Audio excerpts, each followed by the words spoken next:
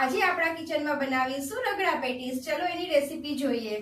Hi friends, હવે આપણે રગડા patties બનાવવાની શરૂઆત કરીએ। એમાં સૌથી પહેલા આપણે રગડા પેટીસ માટેની પેટીસ બનાવશું, જેના માટે આપણે કઈ સામગ્રી જોશે જરાક એનું જોઈ લઈએ।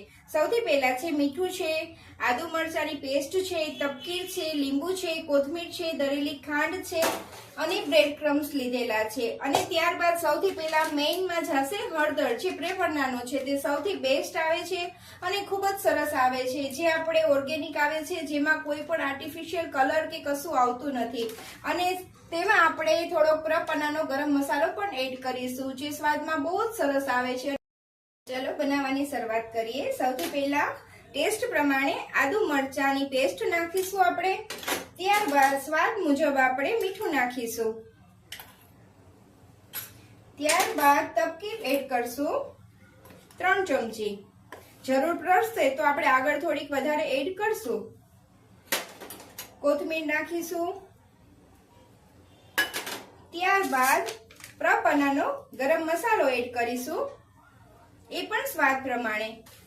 ત્યારબાદ થોડી હળદર નાખશું, એનાથી પેટીસનો કલર બહુ જ સરસ આવશે।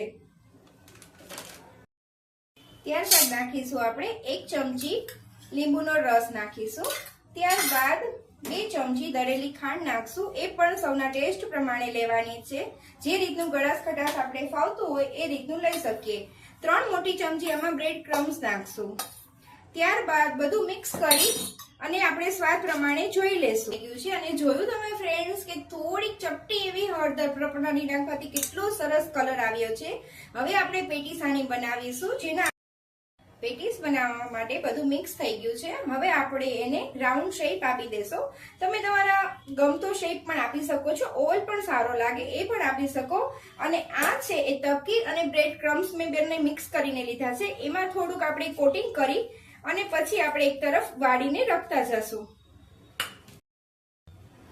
હવે આપણે રગડો બનાવશું, જેના માટે મેં 3 ચમચી તેલ લીધેલું છે, તે એકદમ ગરમ થઈ જાય પછી થોડું એમાં આપણે ટેસ્ટ પ્રમાણે જીરું નાખીશું। જીરું એકદમ તતડી જાય ત્યારબાદ એમાં આદુ મરચાની પેસ્ટ એડ કરીશું, જે સોતરી લેવાની છે। ત્યારબાદ આપણે એકદમ તૈયાર કરેલા વટાણા બાફી લીધા છે, સફેદ વટાણા લીધા છે રગડા માટે, તે એડ કરીશું।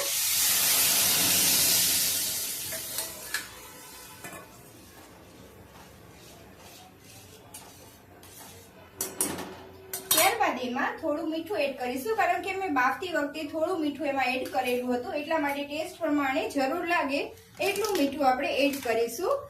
કલર માટે આપણે થોડીક હળદર નાખશું, ત્યારબાદ ગરમ મસાલો થોડો અડધી ટીસ્પૂન, ત્યારબાદ લાલ મરચું પાવડર એડ કરીશું, જે પણ પ્રપનાનો છે તેનો કલર બહુ જ સરસ આવે છે। અને આ મરચું ખાવાથી એસિડિટી કે કશું થતું નથી, ઓર્ગેનિક છે, કલર વગરનું છે એકદમ, જેનાથી કલર સ્વાદ બધું બહુ જ સરસ આવે છે। બધું સારી રીતે મિક્સ કરીને આપણે એકદમ 5 થી 7 મિનિટ અને ઉકળવા દેશું। હવે આપણે જે પેટીસ બનાવીને રાખેલી છે, હવે આપણે તેને સેલો ફ્રાય કરીશું।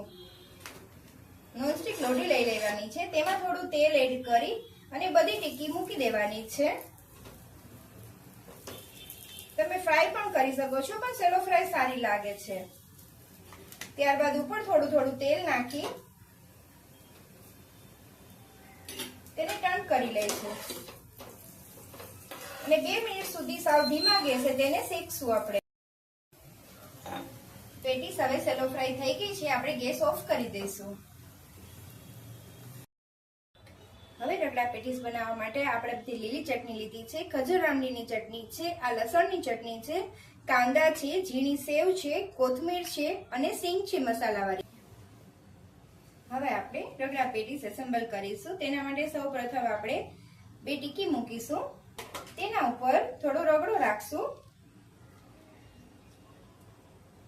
ત્યારબાદ સ્વાદ પ્રમાણે થોડી થોડી બધાના ટેસ્ટની નાખશું। સૌપ્રથમ આપણે લીલી ચટણી નાખશું, ત્યારબાદ 1 ચમચી ખજૂર આમલીની ચટણી નાખીશું, ત્યારબાદ અડધી ચમચી લસણની ચટણી એડ કરીશું। લસણની ચટણી પણ મેં લાલ મરચું જે પ્રપરના છે એની જ બનાવેલી છે। ત્યારબાદ થોડા કાંદા એડ કરીશું, ત્યારબાદ થોડી સેવ નાખશું, એમાં થોડી મસાલાવાળી સિંગ એડ કરીશું, લાસ્ટમાં આપણે કોથમીરથી ગાર્નિશિંગ કરીશું। જોઈ શકો છો તમે કે રગડા પેટીસ કેટલી સુંદર દેખાય છે।